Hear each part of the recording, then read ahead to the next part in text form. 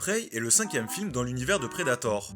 Sorti en 2022 et réalisé par Dan Trachtenberg, à qui l'on doit notamment 10 Cloverfield Lane, Prey est un excellent thriller qui vous maintiendra en... Hein? Encore? Mais que veux-tu, Conscience? Tu vas pas intervenir dans toutes mes vidéos, j'espère? On n'a pas besoin d'avoir des personnages secondaires comme le font tous les youtubeurs, quand même. Roi Gabaudère, tu ne peux pas faire la même intro à chaque fois. Les gens vont se rendre compte que tu es un escroc sans humour. Ah, mais comment ça? Elle est pas drôle cette blague de confondre un jeu avec un film du même nom? Ça marche un peu quand même pour Fury. Non, c'est pas drôle. D'ailleurs, tu n'es pas drôle en général, Roi Gabaudère. Tu devrais arrêter de perdre ton temps. Créer des vidéos n'est pas fait pour toi. Tu ferais mieux de chercher un vrai emploi. Comment ça, un vrai emploi? Insinues-tu que le métier de vidéaste n'en est pas vraiment un? Bien sûr que si, c'est un métier. Mais c'est parce que les autres ont du talent. Toi, Roi Gabaudère, tu devrais éviter de t'afficher ainsi. Que diront tes futurs employeurs s'ils te voient faire le guignol sur internet? Mes futurs employeurs? Mais j'en sais rien moi, de toute manière je suis déjà inemployable. Alors autant essayer de balancer de la merde sur le mur pour voir ce qui colle, non? Ok, fais comme tu veux, mais viens pas te plaindre quand il faudra revenir à l'usine, car je te rappelle qu'il faut de l'argent pour manger. Allez, à plus ma poule. Eh oui, aujourd'hui on teste un FPS. Je sais, bonjour l'originalité. Moi qui me plaignais de ça dans la dernière vidéo. Non mais en même temps, c'est pas la caméra qui fait un bon jeu, hein, vous savez. Mais elle en fait des mauvais par contre. Bon, Prey donc. Alors déjà, c'est pas la suite ni un reboot de Prey de 2006, où l'on jouait un Amérindien dont la famille s'est fait enlever par des aliens en mode série B. On était plus sur un Doom-like avec la finesse que ça amène. Ça n'a aucun rapport non plus avec le film, sorti longtemps après ce jeu. Qui aurait pu deviner un truc pareil? Bethesda, l'éditeur du jeu, voulait augmenter les ventes avec un nom connu, mais malheureusement le jeu référencé est loin d'avoir la notoriété qu'il pensait. Et résultat, ce nouveau Prey a bidé, car personne n'a compris ce que foutait Bethesda, tandis que les anciens fans se demandent ce qu'ils ont fumé pour voir un rapport entre ces deux jeux. Le jeu a été créé par Arkane Studios, qui sont des Lyonnais a priori. Cocorico! Décidément, quand on parle de talent, ça a toujours un rapport avec la France. Aucun chauvinisme là-dedans, c'est juste qu'objectivement, on est les meilleurs quoi. Et en fait, je dis de la grosse merde, car c'est Arkane Austin qui a pondu le jeu. Rien à voir avec la France en fait. Dommage, faudra se contenter d'Ubisoft et Quantic Dream apparemment. Oh merde! Oh c'est con ça! Le savoir-faire français quoi. Arkane Studios qui sont plus ou moins les derniers gros développeurs à concevoir un genre de jeu que j'apprécie énormément, notamment avec la série Dishonored. Je parle bien sûr des Immersive Sim ou Immersive Simulator. Et pour définir ce que c'est, bah démerdez-vous en fait. C'est quoi ce manque de culture vidéoludique? Je m'adresse à l'élite moi, pas un célestin amateur d'Apex Legends et grand connaisseur des Battle Pass. Oui, vous avez compris que je déconnais. Bon, on va quand même définir tout ça. Les Immersive Sims sont un genre de jeu basé sur des interactions entre systèmes, visant à immerger le joueur dans leur univers. Ok, ça veut tout et rien dire en même temps, mais c'est compliqué à définir, vous savez. Alors d'abord, il y a les choix. En général, le jeu est conçu pour offrir aux joueurs des moyens très différents de surmonter les défis et d'atteindre les objectifs, notamment grâce à la non-linéarité des environnements. Ensuite, il y a les outils que le joueur utilise, principalement grâce à l'interactivité du monde du jeu et à des systèmes avancés, basés par exemple sur la physique. Et enfin, il y a la gestion des différents systèmes du jeu, c'est-à-dire les interactions entre ceux-ci, telles que l'intelligence artificielle, la conception des niveaux et plus encore, qui se traduisent par des situations de jeu émergentes et parfois imprévisibles. Parmi les immersives les plus connues, il y a notamment Thief, où on joue un voleur et l'infiltration est au cœur du gameplay. Et où on peut lancer des boosts de vache, puis marcher dessus pour faire moins de bruit. Ok, c'est peut-être pas l'info la plus pertinente, j'avoue. Il y a également la série Deus Ex, avec un premier volet si génial que l'adage veut que chaque fois qu'une personne en parle, une autre réinstalle le jeu. Il y a vraiment tout d'ailleurs dans ce jeu. Des choix variés et impactants, au gameplay très libre, au dialogue mémable à foison. That was my last chance to make any cash. I hope you're happy. Maybe you should try getting a job. Et à son univers dystopique, qui parfois d'ailleurs a des airs de réalité. Et bien sûr, System Shock, dont ce Prey est l'héritier spirituel, clairement affiché, avec de nombreuses références et thèmes qui sont partagés entre les deux titres. Dans Prey, l'environnement est donc plutôt ouvert, et les objectifs peuvent être accomplis de différentes manières en exploitant les différents systèmes du jeu. Ce que je veux dire, c'est que pour aller d'un point A à un point B, il faudra apprendre à se diriger dans le jeu, à comprendre les différents obstacles, la structure des niveaux, et les outils dont vous disposez pour les contourner. L'un des concepts clés de Prey, c'est celui des neuromodes. À la manière de n'importe quel AAA qui sort après 2015, plusieurs arbres de compétences sont disponibles, mais les items pour débloquer les capacités sont rares et limités en nombre. On peut lancer des capacités psychiques, comme des skills qui consomment du psy, parfois ça donne des trucs bizarres d'ailleurs. Allez, ça passe, ça passe. Mais l'idée est que la majorité des compétences sont soit utilitaires, comme le hacking, la réparation ou le recyclage de l'inventaire, soit offensives, soit des buffs aux statistiques comme la vie, la discrétion ou la hauteur de saut par exemple. On va en parler après, mais ces neuromodes ont d'ailleurs une place centrale dans le scénario. Beaucoup de l'intrigue tourne autour de leurs effets, qu'ils soient positifs, comme la maîtrise de certaines capacités, ou négatifs, mais ça, on en reparlera plus tard. La gestion de l'inventaire est également au cœur du gameplay. Dans Prey, l'inventaire est donc limité et en forme de grille, où chaque objet a une taille et une forme différentes, ce qui demande de faire des choix, de parfois laisser des objets utiles, là où ils sont, pour les récupérer plus tard. C'est du coup assez intéressant à gérer comparé à un inventaire classique. Après tout, c'est comme s'ils avaient intégré Tetris comme un jeu bonus. Non. Par ailleurs, le jeu a bien sûr un système de craft assez simple mais suffisant qui permet de faire des armes et munitions, packs de soins et etc. sous condition d'avoir déjà trouvé les plans. En gros, tous les items peuvent être recyclés pour donner 4 ressources spéciales. Et c'est bien sûr avec ces ressources que l'on peut tout construire dans le jeu. Il faut cependant trouver un recycleur pour désassembler les items et un fabricateur pour crafter. Du coup, on en vient souvent à se demander quand est-ce qu'on tombera sur eux, car notre inventaire est régulièrement blindé et on manque assez souvent de munitions ou de soins. Pour se régénérer, il faut employer des objets ou bouffer. En mode normal, ça tape déjà assez fort. Et il faudra souvent spammer la bouffe en mode diabète instantané. Mais vous pouvez la jouer sneaky, et contourner le danger autant que possible si vous le souhaitez. A nouveau, il y a pas mal de possibilités, passer un certain cap dans vos compétences. Donc pour résumer, on va résoudre différents objectifs optionnels ou principaux, via différents moyens et différentes routes de vos choix. L'emphase est faite sur votre approche, et il n'y a pas vraiment de mauvaise réponse qui vous bloquera dans le jeu. Il y a des guns, la discrétion, du Hackerman, du blastage de sorts psychiques façon Mob Psycho. Bref, il y aura sûrement un gameplay qui vous plaira dans le lot. Il y a même du platforming. Mario Odyssey n'a qu'à bien se tenir. Maintenant qu'on a fait le tour du gameplay, parlons un peu scénario. Bonjour Morgane, nous sommes le lundi 15 mars 2032. Au début, on se réveille dans une chambre, avec une superbe vue et une musique, intéressante. Ne prêtez pas attention aux paroles, tout va bien. Notre frère nous appelle alors pour qu'on vienne commencer des tests. On contrôle Morgan New, neuroscientifique de talent, dont la famille est globalement l'image de Transtar, une méga corporation privée de recherche. Il est associé avec son frère, Alex, qui est le CEO de Transtar. On sait pas trop ce qu'on fout là au début. On sait seulement que les tests servent apparemment pour les voyages dans l'espace. Bonjour, monsieur Yu. Il paraît qu'il y a un hélico sur le toit. Ça doit être pour vous. On nous fait alors transporter via hélicoptère. Et le générique commence avec la superbe musique de Mick Gordon.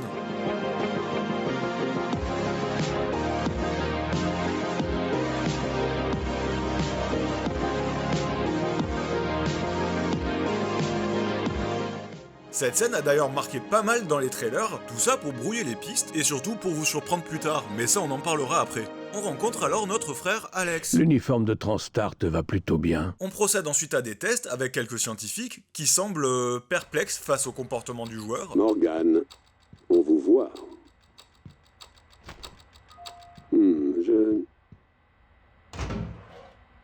Une activité synaptique à signaler? Aucune? Non? Ensuite ça part en couille et il y a un truc chelou qui se fait passer pour une tasse. Dans un instant, je vais vous demander ce que...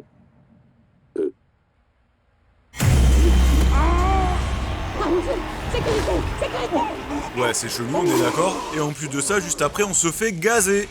Eh oui. Sympa les tests, dis donc. On se croirait presque en manif. Alors, là, je vais pour le coup devoir mettre une première alerte spoiler. Merci pour le spoil. Il nous a spoilé le film. Spoiler fou. Si vous n'avez jamais joué à Prey, je pense sincèrement que vous ne devriez pas savoir ce qui se passe avant d'y jouer lors de l'introduction. Vraiment, j'insiste, ça cacherait pour vous ce que je considère comme l'une des meilleures intros du gaming, aux côtés d'Half-Life par exemple. Ouais, carrément. De nouveau, on se réveille dans l'appartement de Morgane, comme si on jouait à l'adaptation vidéoludique d'Un jour sans fin, mais on se rend compte que l'ambiance a pas mal changé, et que quelqu'un a réorganisé la chambre. Et puis les emails qu'on vient de recevoir sont quelque peu inquiétants, hein. Juste un peu. On finit par trouver une clé à molette sur le cadavre de la technicienne, qu'on a vu l'autre jour, et qui était en parfaite santé d'ailleurs. Évidemment, le premier truc qui m'est venu en tête, c'était de m'échapper en pétant la vitre.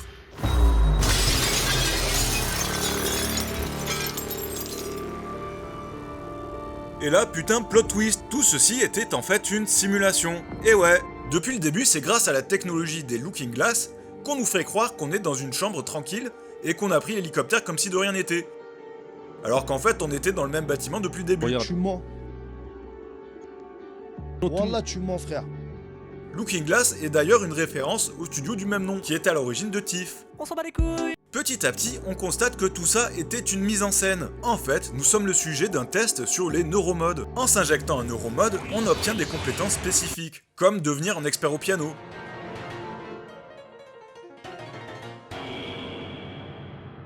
Ou apprendre une nouvelle langue entièrement. Très content des faire connasse. Évidemment, on se doute qu'une telle technologie, ça doit coûter un bras. Encore un truc destiné aux riches, pendant que nous, pauvres manants que nous sommes, allons devoir nous contenter d'ouvrir la bouche en attendant que ça ruisselle. C'est ça le projet? Bah, le monde il est pareil dans le futur en fait, c'est quoi cette arnaque? Bon, ce qui est important à retenir, c'est que ces neuromodes peuvent être retirés, et que l'un des effets secondaires un peu passés sous silence lors de leur commercialisation, c'est qu'on oublie tout ce qui est arrivé depuis l'injection du mode. Ça veut donc dire que si on s'injecte un mode puis qu'on le retire, c'est comme si rien ne s'était passé entre. Profites-en tant que ça dure, parce que dans quelques minutes, tout disparaîtra après extraction et réinitialisation. On peut donc faire perdre à une personne des années de vie en lui faisant oublier tout ce qui s'est passé depuis l'installation du premier neuromode. Putain, en fait, c'est comme l'alcool. Ben si, vous savez, l'alcool, ça vous permet de renforcer vos aptitudes, vous apprenez d'un coup à faire de la guitare parfaitement, puis le lendemain, vous avez tout oublié. Du coup, ça marche un peu pareil. Et là, du coup, on comprend facilement que la simulation du début est en fait répétée toutes les fois où on s'est fait retirer un neuromode. Et c'est pour cette raison qu'on était enfermé dans une simulation, pour étudier notre comportement à chaque nouvel essai. Enfin, ça, c'est en apparence. Voilà pour le petit côté Christopher Nolan niveau scénario. D'ailleurs, pour un immersive sim, le début a des grosses vibes survival horror. On sait pas trop sur quoi on va tomber.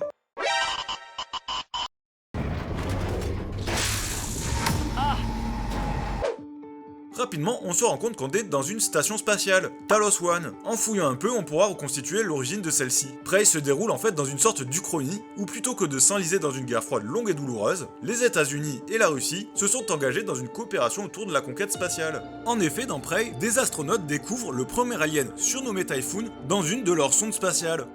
Ce qui a amené rapidement à de grands progrès techniques, à l'origine de Talos One et des neuromodes par exemple. Et c'est dans le privé que ces recherches ont continué, notamment via Transtar, qui a repris le premier prototype de station spatiale pour en faire un centre de recherche, probablement via le financement de la famille Dayu, qui, a priori, vu les photos qu'on voit un peu partout, sont des putains de bourges en fait. D'ailleurs, souvent, on peut reconstituer ce qui s'est passé, en observant son environnement, en lisant les emails, en trouvant notes et bouquins, et en écoutant les enregistrements des différents membres à bord. Dr Thorstein, bon sang, où êtes-vous? Je vais pas en dire plus que les bases, car c'est actuellement beaucoup plus complexe et intéressant que ce que j'ai dit. Mais sachez tout de même qu'il y a de nombreuses fins à différents moments du jeu, et que certaines actions peuvent être jugées à un moment ou à un autre, sans que ça soit forcément évident pour le joueur. On va donc maintenant passer aux points positifs et négatifs de ce Prey. Ce qui est bien dans Prey, c'est qu'on a souvent la possibilité de réfléchir en dehors de la boîte. Ce qui donne beaucoup d'opportunités aux joueurs. Je vais prendre comme exemple cette porte qui est bloquée par des meubles très lourds. Vous avez plusieurs possibilités pour la traverser, comme les pousser, les détruire, ou vous pouvez même sûrement la contourner via un tunnel ou en vous transformant. Moi par exemple là j'ai utilisé une bombe qui décompose des objets, alors qu'au départ ça sert surtout à recycler ses items. Et des exemples j'en ai trop pour les compter. Je n'exagère pas du tout quand je dis qu'on peut réfléchir à différentes approches à la moindre énigme ou au moindre obstacle. Même les ennemis au final sont placés et agissent de sorte à pouvoir être contournés. On peut évidemment les affronter de face ou en traître, on peut les retourner les uns contre les autres, et bien sûr profiter de son environnement, comme cette tourelle qui leur tire dessus à vue. Enfin je dis ça, mais on peut aussi juste se taper la gueule au corps à corps façon primitive, mais je vous déconseille cette technique, surtout contre ça.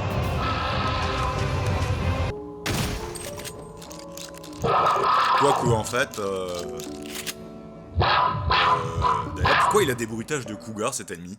En parlant de se taper, il y a un bestiaire certes peu varié, mais assez complémentaire. Je pense tout d'abord à l'ennemi emblématique du jeu, les mimiques, qui se transforment en objet du décor, ce qui rend l'exploration et la récupération d'items beaucoup plus stressantes tout à coup. Car au final, moi quand je vois une salle comme celle-là, je vois surtout une dizaine de mimiques potentielles.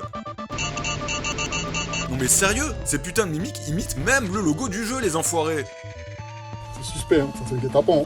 Heureusement, il y a parfois des indices pour les trouver, notamment quand un objet bouge légèrement en entrant dans notre champ de vision. Et il y a d'autres manières si vous êtes pas con. Plus tard, on aura un scanner pour les repérer, ce qui, les rendra plus gênantes que menaçantes finalement. Et c'est un peu dommage. Bon, et il y a aussi les fantômes qui sont des adversaires de taille en début de partie, lorsqu'on a peu de moyens de défense. Et puis j'adore leur bruitage, on les entend parfois parler comme s'il restait une part d'humanité en eux. Logique vu qu'ils absorbent des humains. Et je suis particulièrement adepte de leur design qui a un gros côté Edge of Tomorrow, en partie organique, en partie fantomatique, mais rarement humain, ce qui leur donne une vraie présence, ça les rend vraiment menaçants. Parfait donc pour des aliens dont on ne sait rien. Dans tous les cas, le jeu nous fait bien comprendre que c'est pas Doom, et les différents ennemis du jeu sont plus des obstacles qui testent vos connaissances et votre façon d'utiliser vos ressources, que des ennemis traditionnels de FPS sur lesquels on pointe et on tire, sans se poser de questions. La voie du gros bourrinage est clairement pas valable en début de partie. Moi j'aime bien, car le début se joue beaucoup plus comme un survival horror. Du coup l'aspect oppressant et dangereux de Talos n'en est que renforcé. Et c'est particulièrement vrai quand on se fait courir après par un typhon d'éther et qu'on n'a plus de munitions.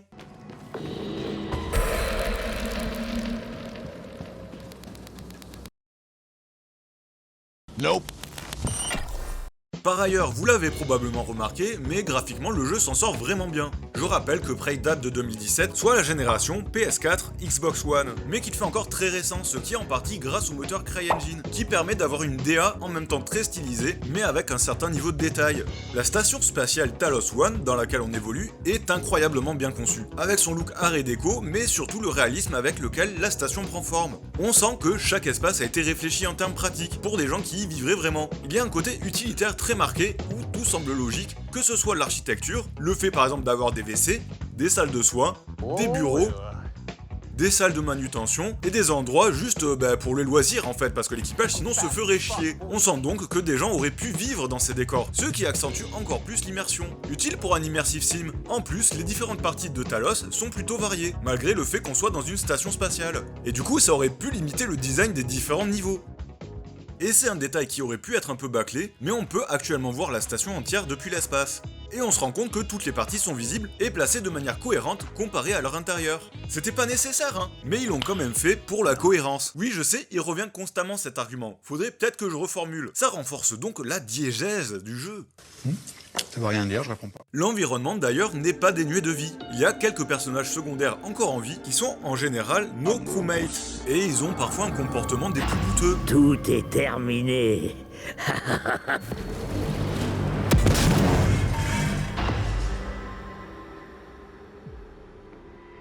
Mais ils vous donneront souvent des objectifs supplémentaires à remplir. On n'est donc pas complètement solo, mais on n'est pas non plus accueilli chaleureusement par les rares résidents encore en vie. Et encore moins par les Typhoons. J'ai pas encore parlé de la musique, qui est plutôt ambiante la majorité du temps, souvent contemplative et mélancolique,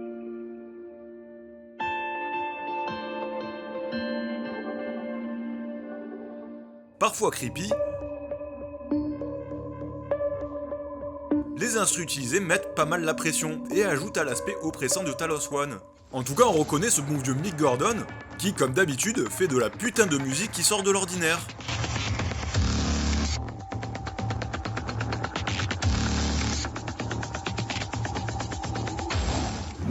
Niveau gameplay, mention spéciale pour le Glue Gun, qui est sûrement l'arme la plus intéressante du jeu, car elle n'a pas que pour fonction d'immobiliser les ennemis. Non, là on peut littéralement créer des plateformes là où il n'y en avait pas, ce qui a des putains de conséquences sur le level design. A nouveau, ça permet de revoir ses possibilités à la hausse, avec une mécanique du jeu simple à comprendre, mais qui offre une très grande profondeur. Clairement, avec ça, le level design est complètement à votre merci, et ça c'est vraiment cool. Attendez, vous voulez une autre interaction auquel j'ai pas pensé de suite? Dans le jeu, il y a un Nerf Gun. Là, vous vous dites, mais what the fuck, c'est quoi l'intérêt d'un putain de Nerf Gun contre des aliens? Alors, déjà, c'est sympa pour faire diversion, mais là où le jeu fait fort, c'est qu'on peut interagir avec des boutons écran en tirant des flèches en plastoc à distance. Oui, ils ont prévu une interaction pareille. Bon, maintenant, je me dis que, en fait, j'aurais pas dû vous le dire, ça. Tellement la découverte de ce genre de système est vraiment importante et vous rend complètement fou. Je suis d'ailleurs certain que vous, mes viewers, auriez trouvé par vous-même, car cela va de soi, mon public a une intelligence et une sagacité sans pareil. D'un autre côté, certaines capacités acquises via les neuromodes transforment le joueur petit à petit en Typhoon, ce qui fait que les systèmes de sécurité auront de plus en plus tendance à nous confondre avec un alien. Je trouve ça bien pensé, car ça nous pousse à nous demander en permanence si c'est vraiment une bonne idée de se transformer petit à petit en cette monstruosité. Enfin, il y a plusieurs difficultés et des options de survie qu'on peut ajouter ou retirer. Par exemple, il y a la possibilité de gérer l'oxygène dans l'espace. Mais ce qui est intéressant, c'est qu'on peut utiliser ces options peu importe le mode de difficulté. Alors, maintenant qu'on a bien pépon le jeu, Vous allez chez bien la bite comme il faut, enculé de ta mère. il faut bien aborder les défauts de ce Prey 2017, sans quoi ça ne serait pas un bon test. N'est-ce pas les journalistes qui mettent des 21 sur 20 à leur jeu préféré? Oui, je sais, ça tacle gratuitement. Mais en même temps, ils méritent les mecs, hein. J'ai décidé de lui mettre un 22 sur 20. Oui, mesdames et messieurs, un 22 sur 20, pourquoi? Alors mon premier point négatif va être très subjectif, mais je pense que l'intro est la partie la plus fascinante du jeu, surtout narrativement. Et malheureusement, il y a peu de moments qui s'en rapprochent à part la toute fin. Ce qui est dommage, car j'aurais aimé un peu plus de dialogue et de cinématique. Oui, j'ai bien foutu ça en point négatif, alors que j'aurais mis plutôt ça en positif si c'était Elden Ring. Mais on n'est pas sur le même type de jeu là, c'est un immersive sim, ça compte quand même la narration. You stay away from her. Camille is a good woman. What am I then? Bad? Oui, c'est facile comme excuse, mais j'ai pas trouvé mieux, désolé, j'aime bien Pépon aussi Elden Ring. Hein. I think I want to nominate this award to my Reformed Orthodox Rabbi Bill Clinton. Thank you everybody. Dans Prey, il y a des ennemis qui sont juste gonflants, car ils tirent des orbes électriques hors de leur champ de vision, pile dans notre gueule. Du coup, on sait même pas comment éviter ces trucs la plupart du temps.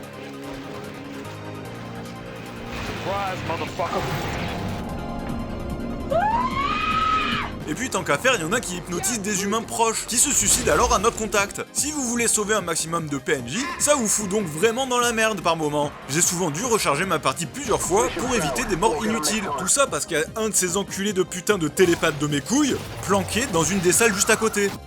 Et putain, les espèces de kystes qui font plus perdre de temps qu'autre chose, on en parle. Faut constamment leur tirer dessus pour éviter qu'ils nous foncent dessus. Mais franchement, c'est pas du tout intéressant. Un autre défaut qui est lié à la structure du jeu, c'est que les zones sont séparées par des temps de chargement. Ça serait pas vraiment un souci s'il n'y avait pas une propension un peu abusée au backtracking, car pour beaucoup de PNJ, ils nous donnent des objectifs où on nous demande plus ou moins de faire des allers-retours dans des lieux déjà visités. Et du coup, ça augmente le temps passé à changer de zone et le nombre de chargements à subir, en plus de rallonger la durée de vie artificiellement en fait. Par ailleurs, les voix sont souvent trop fortes ou au contraire inaudibles. Le pire, c'est quand tout le monde ouvre sa gueule en même temps. Appelez-moi. Je suis content que vous Pas de ayez brûlure. On est où là en fait? Dans Skyrim? En parlant de son d'ailleurs, la musique qui passe en mode action dès qu'un putain d'ennemi est dans le coin, ça n'aide pas spécialement à l'immersion pour le coup. Enfin, c'est encore Skyrim, hein, putain. On a compris, Bethesda. Du coup, aucune surprise à avoir dès qu'on entend cette petite musique de combat, c'est qu'il y a un ennemi pas loin. Bon, ok, j'avoue, j'exagère, c'est pas toujours le cas. Ce qui risque de créer quelques jumpscares. Ça, c'est cool par contre.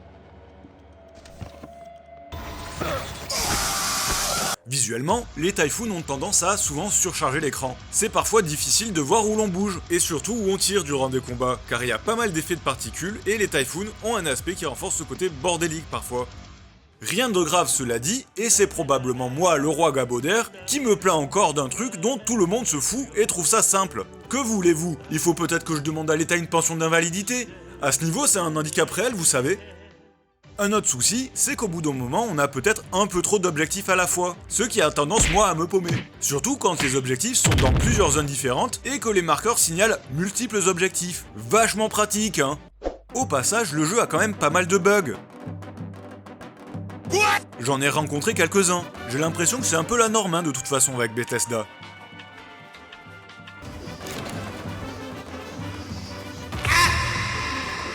Alors on me dit dans l'oreillette que c'est pareil pour tous les jeux CryEngine.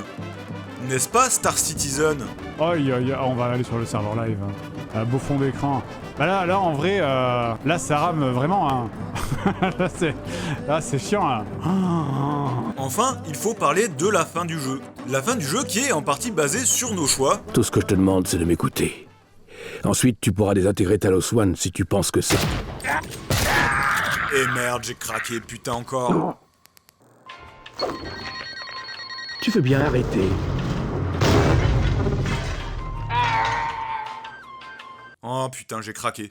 Ce qui en soi pourrait être considéré comme positif, sauf que pas forcément. Et je n'en dirai pas plus pour éviter les spoils. Ah bah si, en fait, je vais en parler quand même. Bon, allez, voici le timecode pour ne pas m'entendre parler de la fin du jeu, mais sachez que c'est quand même un peu subjectif ce que je vais dire, et qu'en réalité, la fin est excellente.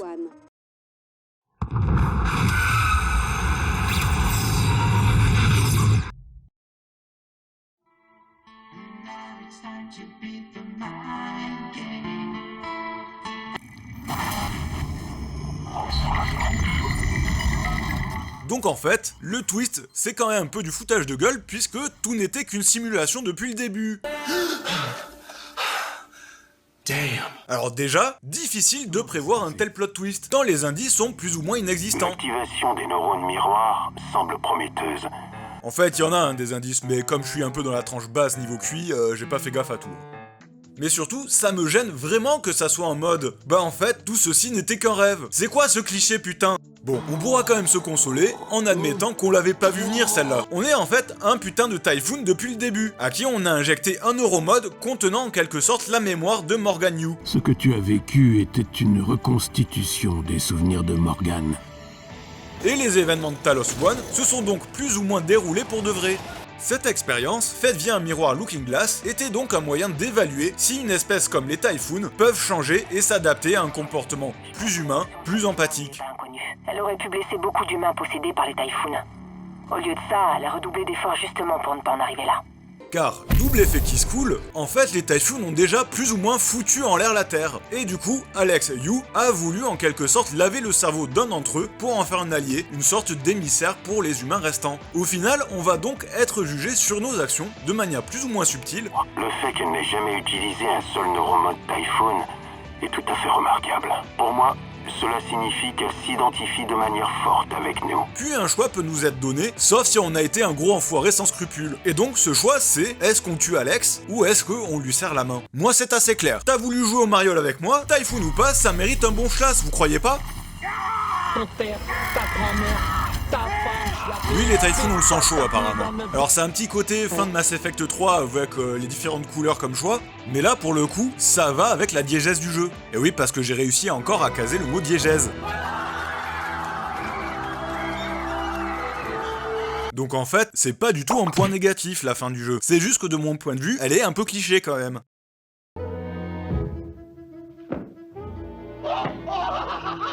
Vous l'avez compris, Prey n'est pas un jeu parfait, loin de là. On sent même qu'il a été un peu rushé pour sortir plus vite. Mais clairement, c'est un de ces jeux faits avec une passion et un respect du joueur qui est vraiment rare de nos jours. Alors oui, le jeu demande d'activer un peu son cerveau, mais son univers et l'immersion qu'il propose le méritent largement. J'ai dû passer sur un bon paquet de détails de l'histoire, qui de mon point de vue est souvent surprenante et pousse à la rejouabilité. Il y a vraiment beaucoup de thèmes abordés qui sont passionnants. Par ailleurs, si vous avez un souci avec la durée de vie, sachez qu'il y a un DLC Moon Crash qui transforme le jeu en roguelike. Et un bon roguelike d'ailleurs, vous avez passé quelques heures dessus a priori.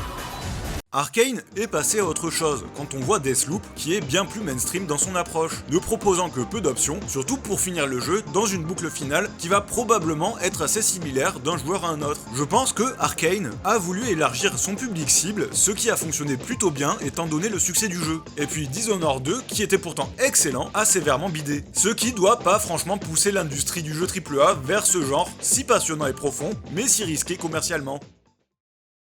Heureusement que 2022 a été un peu l'année de l'immersive sim sur la scène indé, ce qui montre qu'il y a clairement un public attentif et passionné par ce genre qui fait actuellement confiance aux joueurs, à sa créativité et à son sens de l'observation. Moi j'espère le retour du genre, avec peut-être un jour System Shock 3, Vampire the Masquerade Bloodline 2, peut-être un nouveau Deus Ex, et tout simplement le prochain jeu d'Arkane. Mais en attendant, il est clair que c'est pas du côté de l'industrie AAA qu'il faut vous attendre à une surprise, tellement ça rapporte rien aux gros éditeurs. Quoique, y a des immersive sims qui marchent, FIFA, ça rapporte du bif, non? Comment ça, c'est pas un immersive sim? Vous voyez? Attendez un peu.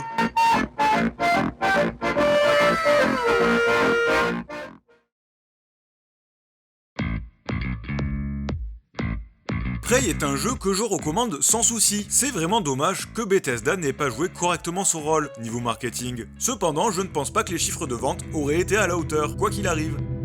Vous pourrez trouver le jeu sur la plupart des plateformes, probablement pour pas cher, par exemple sur Steam il est à 40 balles avec Moon Crash, et niveau durée de vie, comme je l'ai déjà dit, c'est un jeu très rejouable. Donc franchement, allez-y, au risque de juste passer un bon moment, et au mieux de plonger pour de nombreuses heures dans ce jeu un peu sorti de nulle part, et à l'univers absolument immersif et passionnant.